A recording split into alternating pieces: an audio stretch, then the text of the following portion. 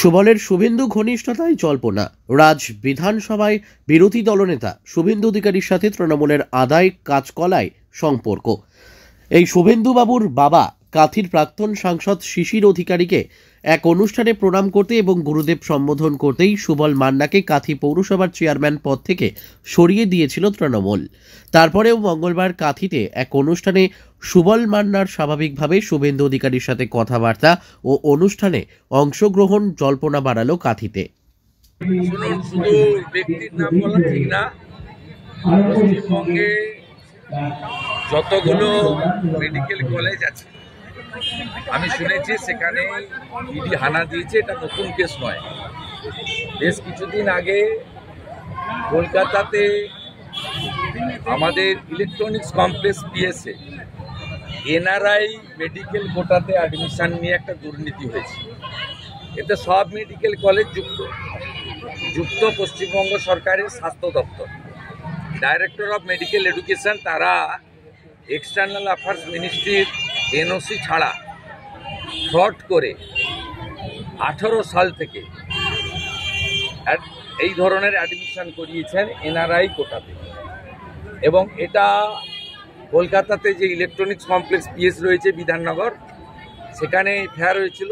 সেই FIR Kolkata high court পর্যন্ত গেছে এবং যেহেতু এটাতে ফিমা প্রযোজ্য, তাই এনফোর্সমেন্ট ডাইরেক্টরেট আজকে রেড করছে। এটা অনেক আগে হওয়া উচিত ছিল। এবং শুধু মেডিকেল কলেজ নয়, 18 সাল থেকে অদ্যাবধি director of medical education DME এরা বিপদে পড়বে, এটুকু আমি বলতে পারি। বাকিটা আমি নিয়ে বলবো না, যেহেতু পাস্ট হিস্ট্রিটা জানা আছে এবং কোর্টের অর্ডার বা আমাদের কেস সম্পর্কে। এবং যারা ভিকটিম, যারা কমপ্লেনার, তারা আমার কাছেও এসেছিলেন কিছুদিন আগে। আমি যাই এইটুকু বললাম, বাকিটা ইনভেস্টিগেটিং এজেন্সি বলবে, আমি বলতে পারবো। গতকাল মমতা ব্যানার্জি বলেছেন যে দলীয় শৃঙ্খলা কমিটি রয়েছে, তার মধ্যেই সবকিছু বলতে হবে। আমি ওনাদের পার্টির কেউ নয়, আমি ওনাদের সম্পর্কে বলবো না।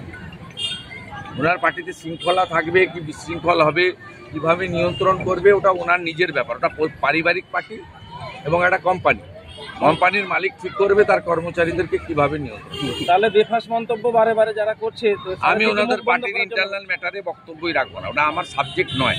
বলছি দাদা, আজকে পুরো চেয়ারম্যান, প্রাক্তন চেয়ারম্যান আপনার সঙ্গে আজকে না, উনি ক্ষুদিরাম বসুকে মালা দিতে এসছেন। এতে রাজনীতি খোঁজার কোনো কারণ। আমার সঙ্গে আরও কাউন্সিলর এখানে আছেন, সুশীল দাস আছেন, তাপস দোলে গেছে।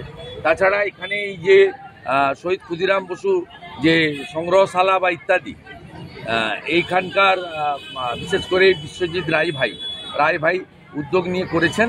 এবং সেই সময়কালে এই যে 16 ডিসমিল জমি, এই জমি দেওয়ার ক্ষেত্রে এদেরকে বিরোধিতা ছিল। আমি পৌরসভার চেয়ারম্যান ছিলাম, আমরা করেছি। সুবলবাবু আমার তৎকালীন সাথী ছিলেন, আজকেও তিনি বয়সে বড়, আজকেও তিনি ভালো কাজে আমরা আছি। আর ক্ষুদিরাম বসু, মাতঙ্গিনী হাজরা, তাম্রলিপ্ত জাতীয় সরকার, দেশপ্রাণ বীরেন্দ্রনাথ শাসমল, এসব রাজনীতির ঊর্ধ্বে। এতে রাজনীতি খোঁজার কোনো দরকার নেই। আইপ্যাককে কটাক্ষ করছে এবার, আমি এসব